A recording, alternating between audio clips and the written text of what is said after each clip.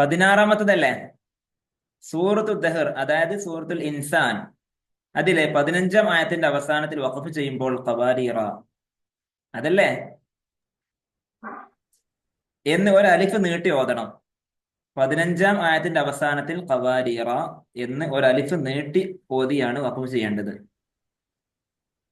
16-ാം ആയത്തിന്റെ ആദ്യത്തിലും ഖവാരീറ എന്നാണ് എഴുതിയിട്ടുള്ളത്. അവിടെ വഖഫ് ചെയ്യുകയാണെങ്കിൽ, അതായത് ഇപ്പം പറയുന്നത് രണ്ടാമത്തെ 16-ാം ആയത്തിന്റെ തുടക്കത്തിലുള്ള ഖവാരീറ എന്നതിൽ വഖഫ് ചെയ്യുകയാണെങ്കിൽ ഖവാരീർ എന്ന് റാഇന് സുകൂൻ കൊടുത്ത് പറയണം, നീട്ടരുത്. ചേർത്തി ഓതുകയാണെങ്കിൽ വഅക്വാബിൻ കാനത് ഖവാരീർ, വഅക്വാബിൻ കാനത് ഖവാരീറ എന്ന് രണ്ട് സ്ഥലങ്ങളിലും നീട്ടാതെ ഓതണം. ഓക്കെ, നമുക്ക് ഖുർആനിലൊന്ന് കാണാം. സൂറത്തുൽ ഇൻസാൻ അല്ലെങ്കിൽ സൂറത്തു ദഹർ. നിങ്ങളെ മുസ്ഹഫിൽ എന്ത് പേരാ നൽകിയതെന്ന് നോക്കിക്കോളൂ.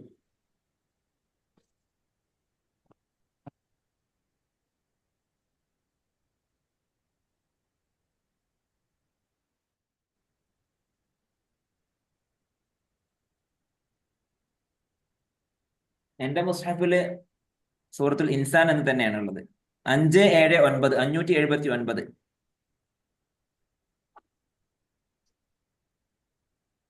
കാണുന്നുണ്ടല്ലോ, നിങ്ങളെ ഫോണിലെ സ്ക്രീനെ ഒന്ന് സൂം ചെയ്തോളൂ. ഞാൻ അടയാളപ്പെടുത്തിയ ആയത്ത് ഫുൾ സ്ക്രീൻ. നിങ്ങൾക്ക് ലാൻഡ്സ്കേപ്പ് മോഡൽ ഇട്ട് കാണാം, എന്നാൽ കുറച്ചുകൂടെ വ്യക്തത കിട്ടും. ലാൻഡ്സ്കേപ്പ് മീൻസ് ചെരിച്ചു വെക്കുക. ഓക്കെ, റൊട്ടേഷൻ ഓൺ ആക്കുക. ഫോണിൽ റൊട്ടേഷൻ ഓൺ. എന്നിട്ട് ويطاف عليهم بآنية من فضة وأكواب كانت قوارير. ഇവിടെ ഈ ഭാഗത്ത് അവര് കണ്ടില്ലേ, റാഇന് ഫതഹുണ്ട്, ശേഷം ഒരു അലിഫുണ്ട്. അലിഫിന്റെ മേലെ സുക്കൂനല്ല, ഒരു പൂജ്യം അടയാളപ്പെടുത്തിയിട്ടുണ്ട്. പിന്നെ അടുത്ത വാക്ക് എന്താ? ഖവാരീറ മിൻ ഫിദ്ദത്തിൻ ഖദ്ദറൂഹാ തഖ്ദീറ. ഈ സ്ഥലം കണ്ടല്ലോ നമ്മള്. ഇനി നേരത്തെ പറഞ്ഞ നിയമം ഒന്നുകൂടെ വായിക്കാം. സൂറത്തു ദഹർ, അതായത് ഇൻസാനിൽ 15-ാം ആയത്തിന്റെ അവസാനത്തിൽ വഖഫ് ചെയ്യുമ്പോൾ ഖവാരീറ എന്നാണ്, സോറി, ഖവാരീറ എന്ന് ഒരു അലിഫ് നീട്ടി ഓതണം. അപ്പൊ ഇവിടെ വഖഫ് ചെയ്യാം, ഒന്ന് വഖഫ് ചെയ്ത് നോക്കാം. ويطاف عليهم بآنية من فضة وأكواب كانت قواريرا. ഖവാരീറ കണ്ടോ, ഒരു അലിഫിന്റെ ഖദർ നീട്ടിയാണ് ഓതേണ്ടത്. 16-ാം ആയത്ത്, അതായത് അതിന് ശേഷമുള്ള ആയത്തിന്റെ തുടക്കത്തിലും അതായത് ആദ്യത്തിലും ഖവാരീറ എന്നാണ് എഴുതിയത്. കണ്ടില്ലേ, ഖവാരീറ മിൻ എന്നാണ് കാണുന്നത്. പക്ഷെ അവിടെ എന്താ ചെയ്യേണ്ടത്? അവിടെ വഖഫ് ചെയ്യുകയാണെങ്കിൽ ഖവാരീർ എന്ന് റാഇന് സുക്കൂന് കൊടുത്ത് പറയണം. ഇപ്പൊ പറഞ്ഞത് എന്താണെന്നറിയോ? 15-ാം ആയത്ത്, അതായത് ويطاف عليهم بآنية من فضة وأكواب كانت قواريرا. ഈ രണ്ട് സ്ഥലങ്ങളിൽ ഖവാരീറ എന്നുണ്ട്. 15-ാം ആയത്തിന്റെ എൻഡിങ്ങിലുള്ള ഖവാരീറ എന്നതിൽ വഖഫ് ചെയ്യുമ്പോൾ ഒരു അലിഫിന്റെ ഖദർ നീട്ടിയാണ് വഖഫ് ചെയ്യേണ്ടത്. ഒരാൾക്ക് അവിടെ ബ്രേക്ക് കിട്ടിയില്ല, അടുത്ത ആയത്തിലേക്ക് അങ്ങ് പ്രവേശിച്ച് ആ ആയത്തിലുള്ള തുടക്കത്തിൽ വരുന്ന ഖവാരീറ എന്നതിലാണ് നിർത്തുന്നതെങ്കിൽ, രണ്ടാമത്തെ ഖവാരീറയിലാണ് നിർത്തുന്നതെങ്കിൽ അതിനെ റാഇന് സുക്കൂനാക്കിയാണ് വഖഫ് ചെയ്യേണ്ടത്. മനസ്സിലായോ? 16-ാം ആയത്തിന്റെ തുടക്കത്തിലുള്ള ഖവാരീറ എന്നതിലാണ് വഖഫ് ചെയ്യുന്നതെങ്കിൽ അവിടെ സുക്കൂനാക്കി, റാഇന് സുക്കൂന് കൊടുത്ത് പറയണം, നീട്ടാൻ പാടില്ല. ചേർത്തി ഓതുകയാണെങ്കിൽ വഅക്വാബിൻ കാനത് ഖവാരീറ എന്ന് രണ്ട് സ്ഥലങ്ങളിൽ നീട്ടാതെ ഓതണം. മനസ്സിലായല്ലോ? ഇനി ചേർത്തി ഓതുന്നത് ഞാൻ പറഞ്ഞുതരാം. ഞാനിവിടെ അനുവദിക്കപ്പെട്ട രീതിയിൽ ഞാൻ ഓതിത്തരാം. ആദ്യം പറഞ്ഞത് അതായത് ആദ്യം 15-ാമത്തെ ആയത്ത് വഖഫ് ചെയ്യേണ്ട രൂപം, പിന്നെ അവിടെ വഖഫ് ചെയ്യാതെ 16-ാം ആയത്തിന്റെ തുടക്കത്തിലുള്ള ഖവാരീറ എന്നതിൽ വഖഫ് ചെയ്യുമ്പോൾ എങ്ങനെ ഓതണം എന്നുള്ളത്, പിന്നെ രണ്ട് ആയത്തുകളിലും വഖഫ് ചെയ്യാതെ, ഖവാരീറ എന്ന ഭാഗത്ത് വഖഫ് ചെയ്യാതെ ഓതുമ്പോൾ എങ്ങനെ ഓതണം എന്നുള്ളതുമാണ് നിങ്ങൾക്ക് കേൾപ്പിച്ചു തരാൻ പോകുന്നത്. ഓക്കെ, ആദ്യം വഖഫ് ചെയ്യുന്നത്. ويطاف عليهم بآنية من فضة وأكواب كانت قواريرا. ഓക്കെ, ഇവിടെ വഖഫ് ചെയ്തു. ഇനി അടുത്ത ആയത്ത് ഓതുകയാണ്. അടുത്ത ആയത്തിന്റെ തുടക്കത്തിൽ തന്നെ ഞാൻ വഖഫ് ചെയ്യുകയാണെങ്കിൽ എങ്ങനെ വഖഫ് ചെയ്യണം? ഖവാരീർ. ഇനി ഇവിടെ നിർത്താതെ പോവാണെങ്കിലോ? വഅക്വാബിൻ കാനത് ഖവാരീറ ഖവാരീർ. മനസ്സിലായ? അവിടെ നിർത്താതെ ഞാൻ ചേർത്തി ഓതുകയാണ് ശേഷമുള്ളതിലേക്ക്. അപ്പൊ ചേർത്തി ഓതുമ്പോൾ ഞാൻ ഇവിടെ നീട്ടാൻ പാടില്ല എന്നാണ് പറഞ്ഞത്. ചേർത്തി ഓതുമ്പോ രണ്ടാമത്തെ ഖവാരീറ എന്നതിൽ നിർത്തുകയാണെങ്കിൽ അവിടെ സുക്കൂനാക്കി നിർത്തണം. ഇനി രണ്ട് ഖവാരീറയിൽ ഞാൻ നിർത്താതെ ചേർത്തി ചേർത്തി അങ്ങ് പോവാണ്. ശ്രദ്ധിച്ചോളൂ. ويطاف عليهم بآنية من فضة وأكواب كانت قوارير من فضة قدروها تقديرا. ഓക്കെ, ക്ലിയർ ആയോ? ഒന്നാമത്തെ കവാരിയർ നിർത്തും എങ്ങനെ നിർത്തുക? നീട്ടി നിർത്തണം. ഒരൊറ്റ അലിഫിന്റെ ഖദർ നീട്ടണം. അതായത് വഅക്വാബിൻ കാനത് ഖവാരീറ ഇങ്ങനെ നിർത്തണം. ഒരാൾ അവിടെ നിർത്തിയില്ല, അവിടെ ബ്രേക്ക് ഇടാൻ മറന്നുപോയി. അതിനെ അടുത്ത ആയത്തിലേക്ക് ചേർത്തി ഓതുകയാണെങ്കിൽ ചേർത്തി ഓതുമ്പോ അവിടെ നീട്ടാനേ പാടില്ല. വഅക്വാബിൻ കാനത് ഖവാരീറ ഖവാരീർ. അതായത് രണ്ടാമത്തെ ഖവാരീറ എന്നതിലാണ് നിർത്തുന്നത്. അവിടെ നിർത്തുമ്പോൾ കളി മാറി. അവിടെ റാഇനെ സുക്കൂനാക്കി നിർത്തണം. രണ്ടാമത്തെ ഖവാരീറയിൽ നിർത്തുമ്പോൾ സുക്കൂനാക്കി നിർത്തണം. ഒന്നാമത്തെ ഖവാരീറയിലാണെങ്കിൽ ഒരു അലിഫിന്റെ ഖദർ നീട്ടിനേ നിർത്താൻ പാടുള്ളൂ. ഇനി രണ്ട് സ്ഥലങ്ങളിലും നിർത്താതെ ശേഷമുള്ളതിലേക്ക് ചേർത്തി ഓതുകയാണെങ്കിൽ നീട്ടാനും പാടില്ല, റാഹ് സുക്കൂനാക്കാനും പാടില്ല. അപ്പൊ റാഹിനെ ഫതഹ ചെയ്ത് നീട്ടാതെ വണ്ടി പോവാ. അടുത്ത പദത്തിലേക്കാണ് പ്രവേശിക്കണം. അതാണ് പറഞ്ഞത്. ഇപ്പൊ റെഡി ആയില്ലേ? ഞാൻ നിർത്താതെ ഓതുന്നു നോക്കൂ. وأكواب كانت قوارير من فضة قدروها تقديرا. റെഡി ആയില്ലേ? ഓക്കെ, ശരി. ഇനി അടുത്തത് 17. യാസീൻ വൽ ഖുർആനിൽ ഹകീം എന്നതിലും നൂൻ വൽ ഖലമി വമാ യസ്തുറൂൻ എന്നതിലും ചേർത്തി ഓതിയാലും വഖഫ് ചെയ്ത് രണ്ടാക്കി ഓതിയാലും അവസാനത്തെ നൂനിനെ വെളിവാക്കണം. നമ്മുടെ യാസീൻ ഇല്ലേ? യാസീൻ നമ്മളൊക്കെ ഓതാറില്ല എങ്ങനെ? യാസീൻ അത് നിർത്തി വഖഫ് ചെയ്തു, അടുത്തതിനെ വേറെയാണ് ഓതുന്നത്. ഇനി അവിടെ നിർത്തി ഓതുകയാണെങ്കിലും നൂനിനെ സീൻ, നൂൻ ഇങ്ങനെ വ്യക്തമായി ഇങ്ങനെ വരണം. അതായത് കൽക്കലത്തിലെ നൂന് യാസീന് ന് എന്ന് പറഞ്ഞ് വ്യക്തമാക്കണ്ട, വെളിവാക്ക. നൂൻ ഇങ്ങനെ ഉച്ചരിക്കുന്നത് കേട്ടാൽ മതി. വഖഫ് ചെയ്യുന്നത് ഓതുന്നത് നമുക്ക് പ്രത്യേകം ശ്രദ്ധിക്കേണ്ട ആവശ്യം, നമ്മൾ ശീലിച്ചതാ. നമ്മൾ അങ്ങനെ ഓതിയാണ് പ്രാക്ടീസ് ചെയ്തത്. ചേർത്തി ഓതുകയാണെങ്കിൽ എങ്ങനെയാണ്? യാസീൻ വൽ ഖലമി വമാ സോറി, യാസീൻ വൽ ഖുർആനിൽ ഹകീം ഇങ്ങനെ ഓതേണ്ടത്. ഞാൻ നൂനിന്റെ അടുത്ത ആയത്തിലേക്ക് പ്രവേശിച്ചു പോയി, അറിയാതെ, കാണാതെ ഓതിയത്. ഓക്കെ, പറഞ്ഞത് യാസീൻ വൽ ഖുർആനിൽ ഹകീം എന്നതിലും നൂൻ വൽ ഖലമി വമാ യസ്തുറൂൻ എന്നതിലും ചേർത്തി ഓതിയാലും വഖഫ് ചെയ്ത് രണ്ടാക്കി ഓതിയാലും അവസാനത്തെ നൂനിനെ വെളിവാക്കണം. എന്നാൽ അവിടെ അവസാനത്തെ നൂനിനെ, യാസീൻ എന്നതിലെ സീൻ എന്ന് പറയുന്നതിൽ ഒരു നൂന് വരുന്നുണ്ടല്ലോ, അതുപോലെ നൂൻ എന്ന് പറയുമ്പോൾ ആ ഉച്ചാരണത്തിൽ ഒരു നൂന് വരുന്നുണ്ട്. നൂൻ എന്ന് പറയുന്ന ആ നൂന് ഈ രണ്ട് നൂനുകളെയും വ്യക്തമാക്കണം, അതായത് വെളിവാക്കണം. ശേഷമുള്ളതിലേക്ക് ചേർത്തി ഓതുകയാണെങ്കിലും ഇദ്ഗാമും ബിഗുന്നയല്ല ചെയ്യേണ്ടത് എന്നർത്ഥം. സാക്കിനായ നൂനിന് ശേഷം വാവ് വന്നാൽ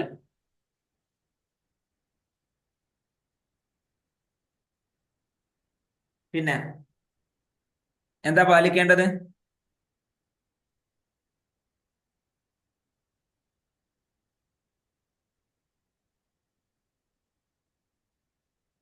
നൗമി എന്നതിലുള്ള അക്ഷരങ്ങൾ സാക്കിന നൂനിന്റെ തെനുവിന്റെ ശേഷം വന്നാൽ ഇദ്ഗാമും ബിഗുന്ന ഗുന്നത്തോട് കൂടെ ഇദ്ഗാം ചെയ്യാണ് വേണ്ടത്. ഇവിടെ അതല്ല. നൂന് വാവ് മീമ് യാ. ഉം. ഇവിടെ പാലിക്കേണ്ടത് ഞാൻ ഓതിത്തരാം. യാസീൻ വൽ ഖുർആനിൽ ഹകീം. ഞാൻ അവിടെ വഖഫ് ചെയ്യാതെയാണ് ഓതിയത്. ഇനി വഖഫ് ചെയ്ത് ഓതുമ്പോഴോ യാസീൻ വൽ ഖുർആനിൽ ഹകീം. ഇനി നൂൻ സൂറത്ത് വഖഫ് ചെയ്യാതെ ഓതുന്നു നോക്കൂ. നൂൻ വൽ ഖലമി വമാ യസ്ഖുറൂൻ. വഖഫ് ചെയ്യുമ്പോഴോ നൂൻ വൽ ഖലമി വമാ യസ്ഖുറൂൻ. ക്ലിയർ?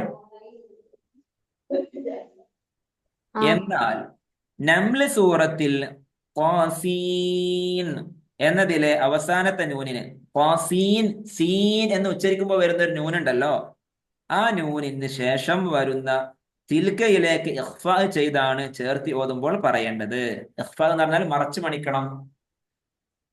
ഏതാ നമുക്ക് നംല് സൂറത്ത് ഒന്ന് പോയി നോക്കാം. അവിടെ നോക്കി കാണുമ്പോഴേ നമുക്ക് എന്ത് ചെയ്യുള്ളൂ, വ്യക്തമാവുള്ളൂ. നംല് സൂറത്തിലെ ഖാസീൻ തുടക്കം, അവിടെ ഇഖ്ഫാ ചെയ്യണം. ഇവിടെ നൂനിനെ വ്യക്തമാക്കാനല്ല പറയുന്നത്, അവിടെ ഇഖ്ഫാ ചെയ്യണം. തജ്വീദ് നിയമം പാലിക്കണം എന്നർത്ഥം.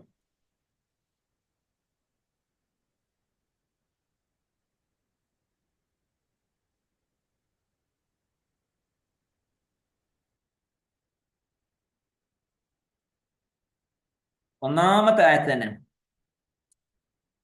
അവിടെ ജീമാണ് കാണുന്നത് അല്ലേ? നിർത്താം, നിർത്താതെയും ഓതാം. അപ്പൊ എങ്ങനെ ഓതണം?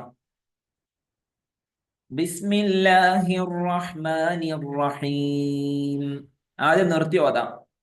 ത്വാസീൻ തിൽക ആയാതുൽ ഖുർആനി വകിതാബിൻ മുബീൻ. ഒന്നുകൂടെ നിർത്തി ഓതുകയാണ്. ഒന്നുകൂടെ നിർത്തി ഓതുന്നു. ത്വാസീൻ. ഇതിൽ ത്വാഇന് അസ്ലിയായ മദ് ഒരൊറ്റ അലിഫിന്റെ ഖദ്റ നീട്ടിയിട്ടുള്ളൂ. സീനിനെയാണ് കൂടുതൽ നീട്ടിയത്. എന്നിട്ട് നൂനിൽ അവസാനിച്ചു. തിൽക ആയാതുൽ ഖുർആനി വകിതാബിൻ മുബീൻ. ഇനി രണ്ടാമത്തെ രീതി എങ്ങനെയാണ്?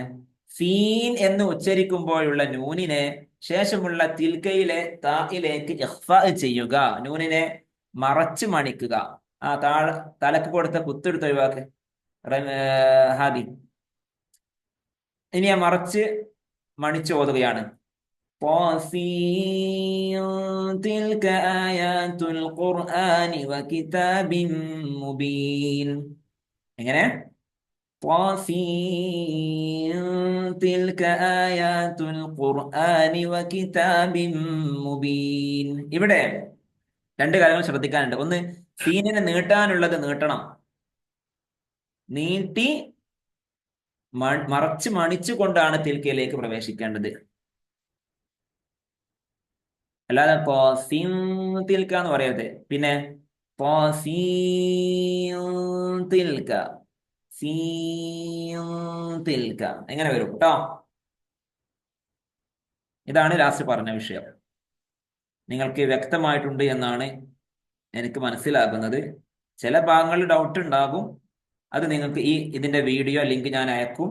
ആ ലിങ്ക് വഴി കയറി നിങ്ങൾക്ക് ശ്രദ്ധിച്ച് കേട്ട് മനസ്സിലാക്കാം. ഇതുപോലെ നിങ്ങൾ സ്വന്തം ഖുർആനിലും ഇതുപോലെ നിങ്ങൾ പേജ് മറിച്ച് നോക്കി കൈവിരൽ വെച്ച് ശ്രദ്ധിച്ചു നോക്കണം. എന്നാലേ നമുക്ക് ക്ലിയർ ആയിട്ട് മനസ്സിലാവുകയുള്ളൂ കേട്ടോ. ഉത്തരം പറയാം. സ്വാദിന സീനാക്കി ഓതണം എവിടെയെല്ലാം നമ്മൾ കഴിഞ്ഞതിൽ പറഞ്ഞിട്ടുണ്ട്. റായിനെ ഇമാലത്ത് ചെയ്ത് ഓതണം എവിടെ? മജ്രേഹ ലാ തമന്ന എന്നതിൽ എന്ത് ചെയ്യണം? ഇഷ്മാമ് ചെയ്യണം. ഇഷ്മാമ് എന്നാൽ എന്താണ്? അത് വ്യക്തമായിട്ട് മനസ്സിലാക്കി പഠിക്കണം, എഴുതണം നോട്ട്ബുക്കിൽ. ഫകാന കുല്ലു ഫിർഖിൻ എന്നതിൽ ഫിർഖിനെ റായിനെ എന്ത് ചെയ്യണം? തഫ്ഖീമും ചെയ്യാം, തർഖീഖും ചെയ്യാം. ഏറ്റവും നല്ലത് തർഖീഖാണ്. ഫിർഖിൻ എന്ന് ഓതുന്നതാണ്. ഇമാലത്തി എന്നാൽ എന്ത് എന്നതിന്റെ ഉത്തരം വ്യക്തമായി നമ്മൾ പഠിക്കണം, എഴുതി പഠിക്കണം. ഖിറാഅത്ത് വ്യക്തമാക്കുക. അഅ്ജമിയ്യുൻ എന്നതിലെ രണ്ടാമത്തെ ഹംസയെ ലഘുവാക്കണം, ഒന്നാമത്തതിനെ സ്ട്രോങ് ആയിട്ട് ഉച്ചരിക്കണം. പിന്നെ സുമർ സൂറത്തിലെ യർദഹു ലക്കും എന്നതിലെ ആ ഹായിനെ യഥാർത്ഥ നിയമപ്രകാരം ഹായിനെ നീട്ടണം എന്നാണ്. അല്ലെ? ഹ ഉ ദമീറിന്റെ മുന്നിലും പിന്നിലും ഹർക്കത്താണെങ്കിൽ ഹ ഉ ദമീറിനെ നീട്ടണം. പക്ഷെ ഇവിടെ നീട്ടരുത്. യർദഹു ലക്കും എന്നാണ് ഓതേണ്ടത്. ലാകിന്നഹു അല്ലാഹു എന്ന് പറയുന്നതിലെ അവിടെ ചേർത്തി ഓതുമ്പോൾ നീട്ടാൻ പാടില്ല. അവിടെ നിർത്തുകയാണെങ്കിൽ ഒരലിഫിന്റെ ഖദർ നീട്ടും. അങ്ങനെ. ലാകിൻ അത് അൽ-കഹ്ഫ് സൂറത്തിലാണ്. വയഖ്ലുദ് ഫീഹി മുഹാന എന്നാ ഉണ്ടാവുക. അവിടെ ഹ ഉ ദമീറിന് മുന്നേ സുക്കൂന് വന്നത് കൊണ്ട് നീട്ടാൻ പാടില്ല എന്നാണ്. പക്ഷേ ഖുർആനിൽ എന്ത് വേണം? ഇവിടെ നീട്ടണം. ഇതാണ്. ഇതൊക്കെ നമ്മൾ അതിൽ പറഞ്ഞിട്ടുണ്ട്. ഇനി പൂർത്തിയാക്കാൻ പറയുകയാണ്. യർദഹു ലക്കും ഡാഷ് നീട്ടാതെ പറയണം. സലാസില എന്നതിൽ ഡാഷ് സലാസില എന്നേ പറയാവൂ. ഇതൊക്കെ നമ്മൾ നന്നായി വായിച്ച് ശ്രദ്ധിച്ച് പഠിക്കണം ഇൻഷാ അള്ളാഹ്.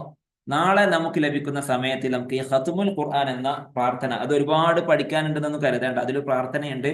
ആദ്യത്തെ 3 വരി ഉൾക്കൊള്ളുന്ന ഇതാണ് നമ്മൾ വ്യക്തമായി മനസ്സിലാക്കി മനപ്പാടാക്കാൻ ഉണ്ടാവുള്ളൂ. മനപ്പാടാക്കാന്ന് പറഞ്ഞാല് അതിൽ നിന്ന് ചോദ്യം വരാൻ സാധ്യതയുള്ളൂ. ബാക്കി ആദ്യത്തെ ഒരു 6-7 വരികൾ ഉണ്ടല്ലോ. ആദ്യത്തെ ഒരു 6 വരികളിൽ നിന്നാണ് ഇതിൽ നിന്ന് ചോദ്യം വരാൻ സാധ്യതയുള്ളൂ. ബാക്കി നമ്മൾ ദുആ ആണ്. നമുക്ക് നാളെ ദുആ ചെയ്ത് തജ്വീദ് പൂർത്തിയാക്കണം ഇൻഷാ അള്ളാഹ്. സ്വലാത്ത് ചൊല്ലി പിരിയാം. സ്വല്ലല്ലാഹു അലാ മുഹമ്മദ് സ്വല്ലല്ലാഹു അലൈഹി വസല്ലം. സ്വല്ലല്ലാഹു അലാ മുഹമ്മദ് സ്വല്ലല്ലാഹു അലൈഹി വസല്ലം. അല്ലാഹുമ്മ സ്വല്ലി അലാ മുഹമ്മദ് യാ റബ്ബി സ്വല്ലി അലൈഹി വസല്ലിം. പോവല്ല. നമ്മൾ ഇന്ന് രാവിലെ ചെയ്തൊരു പ്രതിജ്ഞയുണ്ട്, ഓർമ്മയുണ്ടോ? സ്വലാത്ത് എത്ര ചൊല്ലുന്ന നിങ്ങൾ പറഞ്ഞു?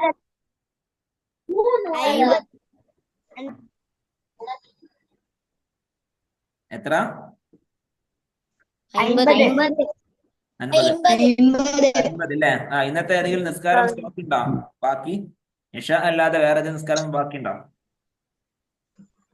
ഉണ്ടെങ്കിൽ ഉസ്താദിന് വേണ്ടിയല്ല, ഉസ്താദിനോട് നിസ്കരിച്ചു എന്ന് പറയാൻ വേണ്ടിയല്ല, അള്ളാഹു താലാക്ക് വേണ്ടി നിങ്ങൾ നിസ്കരിക്കണം അല്ലെ? അല്ലെങ്കിൽ ഉമ്മ പറഞ്ഞതുകൊണ്ട്, ഉമ്മ ശ്രദ്ധിക്കുന്നതുകൊണ്ട് ഉമ്മാക്ക് വേണ്ടി നിസ്കരിക്കരുത്. ആർക്ക് വേണ്ടി? അള്ളാഹു താലാക്ക് വേണ്ടി അല്ലെ? നമ്മൾ നിയ്യത്ത് കളവാക്കി നിയ്യത്ത് ചെയ്യാൻ പാടില്ല. എന്താ നമ്മൾ നിയ്യത്തിൽ ചെയ്യാം? സ്വല്ലി ഫർദൽ ഇശാഇ 4 റക്അത്ത് മുതവജ്ജിഹൻ ഇലൽ ഖിബ്ലത്തി അദാഅൻ ലില്ലാഹി തആല. അത് ആർക്കാ നിസ്കരിക്കുന്നത്? അള്ളാഹു തആലാക്ക് എന്നാ നമ്മൾ പറയുന്നത് അല്ലെങ്കിൽ കരുതുന്നത്. യഥാർത്ഥത്തിൽ നമ്മുടെ മനസ്സിൽ എന്താ ഉള്ളത്? ഉസ്താദ് നാളെ ചോദിക്കാൻ സാധ്യതയുണ്ട്, ഇശാ നിസ്കരിക്കാത്തവർ എഴുന്നേറ്റിരിക്കാം, അപ്പൊ ഉസ്താദിന് ചിലപ്പോൾ അടിയൊക്കെ കിട്ടാൻ സാധ്യത ഉണ്ട് എന്ന് കരുതിയിട്ടായിരിക്കും ഇവിടെ നിസ്കരിക്കുന്നുണ്ടാവുക. അപ്പൊ ആ നിസ്കാരം ആർക്ക് വേണ്ടിയിട്ടാണ്? പഠിച്ചവന് വേണ്ടിയിട്ടാണോ ഉസ്താദിന് വേണ്ടിയിട്ടാണോ? അടിയിൽ നിന്ന് രക്ഷപ്പെടാൻ വേണ്ടിയിട്ടാണെങ്കിൽ ആർക്ക് വേണ്ടി നിസ്കാരം? അല്ലേ?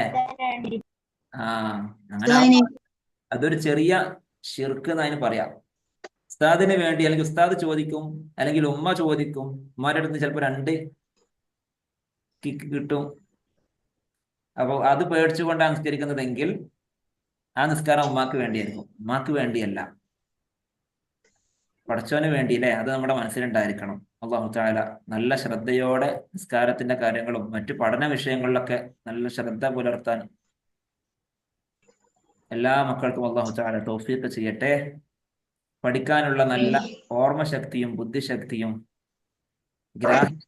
പറയുന്ന വിഷയങ്ങളൊക്കെ പെട്ടെന്ന് പെട്ടെന്ന് മനസ്സിലാക്കിയെടുക്കാനുള്ള കഴിവും അല്ലാഹു തആല നൽകി അനുഗ്രഹിക്കട്ടെ. അതുപോലെ തന്നെ